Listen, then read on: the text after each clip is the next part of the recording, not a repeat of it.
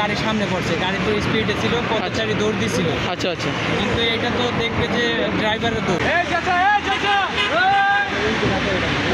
তার সামনে তো বেরোতে করতে পারে না। আচ্ছা আচ্ছা ও ওটারে বাঁচাবেন না, মানে প্রাইভেটে মারছে।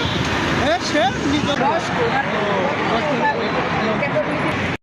পূর্বাঞ্চলের 300 ফিট এক্সপ্রেসওয়েতে দুর্ঘটনা যেন কোনোভাবেই কমছে না। কিছুদিন পরপরই এরকম ভয়াবহ দুর্ঘটনা দেখা যায়। আজকেও তেমনই একটি দুর্ঘটনা আপনাদেরকে দেখানোর চেষ্টা করছি। দেখেন ফুটপাতের উপরে একটা কভার ভ্যান কীভাবে উঠে গিয়েছে। তো আজকের এই ঘটনা মূলত প্রত্যক্ষদর্শীদের কথায় যা বোঝা গেল, একজন মুরব্বী অর্থাৎ উনি রাস্তা পার হতে যাচ্ছিলেন। তো পাশেই কিন্তু ফুটওভার ব্রিজ, আপনাদেরকে দেখাবো আস্তে আস্তে।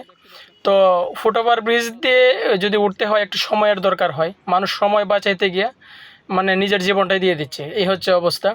ফুটওভার ব্রিজ মানুষ ব্যবহার করতেই চায় না। দেখতেই পাচ্ছেন ফুটওভার ব্রিজের পাশে